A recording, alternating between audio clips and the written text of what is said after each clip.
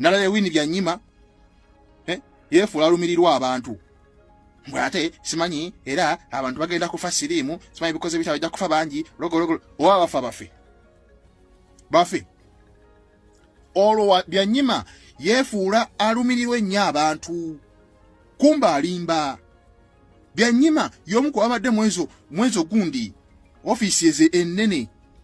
akasente gye katuukira ne batematema jukira baawe amusindika waawo akasente katukira mu office zinene ne batematema Byanyima ekikola ki ekimukabya kyekino talumirira mmwe nedda ngaye mukimanyi nti amanya agabera mu office ezeze nnene bebaselectinga babeera banganda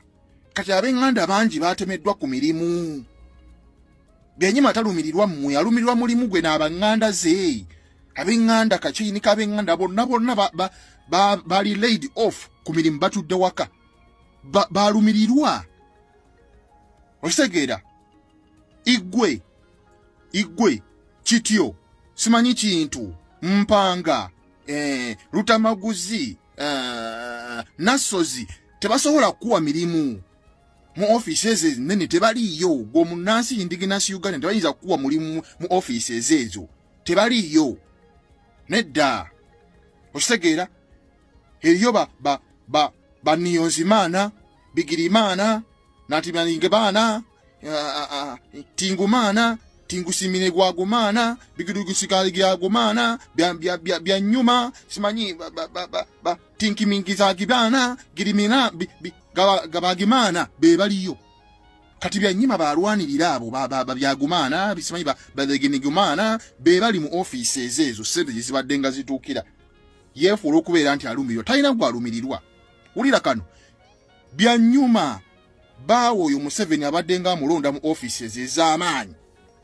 akoze mu office za UN akozewa abadde nga akolayo nga bannayuganda banyigirizibwa ng'ekibatta sisirimu yekka akimanyi bulungi Museveni omwaka gugenda okuggwako abantu basobola okubeera nga 100 babeera sse mutocha akimanyi bulungi Museveni kyakoze abannayuganda mu zitocha chambers ezo bangi batulugunyiza nga tavangayo ovaya ku sirimu omanyi bantu bameka abafa mu ggwanga Uganda olw'endwadde ziri curable ebyo nga tebyogerako nga tebyogera akazi kalinga ekisirani katunulanga amakugunyu ga Besigye totusiwala okakazi gwe yefuula afaayo alaga nti talina byafaayo mulimu emirimu gibadde mu family emirimu gyaweddewo temutusiriwaza emitwagala accountability yesente z'ennyolo wano tubadde nga tubagamba abaana baffe abantu abasibwa basiyagibwa babakaka babakolako ebyambyone wano abaana abatambula walk to work parliament exhibition abaana abamu abakwatibwa bakolwako ebikolwa ebyo naye njagala ompeeyo munnaddiini omu njagala ompeeyo omukulembeze w'ennono njagala ompeeyo omuntu n'omu eyali avuddeyo n'ayogera ku kintu ekyo ebbanga abantu lye bamaze nga bavaayo bakaaba nti abakuuma ddembe ba Museveni babakaka ennyolo basirika bonna naye essaawa zino obanoonya tolina we balabira duli enjiri ebadde nga mu makyaki nga ya nnyolo era kakati Kyagulanyi ali ennyolo kati mwategedde sente z'ekkota we ziva nga temunnaba kuwulira bannayuganda wa sente z'ekkota gye ziva gwe niyonzimaana alina ebinnyo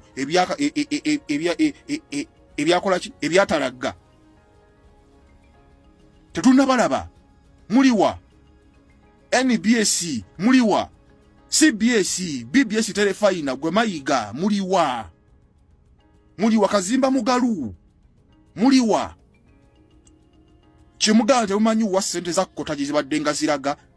muveeyo mugamba abantu wa sente z'ekkota we zibadde nga ziraga nti sente z'ekkota zibadde nga ziraga wano mumumanyi muwulire n'abaana Uganda akabi akali mu bintu byogenda mu kalimiro ke mutungo bbiina era abaana Uganda mbabuulire nti gavumenti eyeesembereza akalimiro ke mutungo bbiina mbi abaana Uganda mbagambe nga mbadde mukikola nku Kyagulanyi buli lwa Sunday nga mbeera ku service mutambudde buli wamu mugenda mu bunyenjiri simanyi nga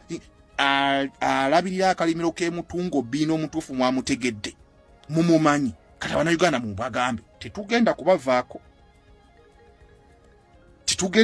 twagala accountability ku ssente y'ennyolo era ensonga lwaki musirisa okutukana kati mwe bennyini mwe ba beneficiaries ba ssente zibadde nga ziva mu nnyolo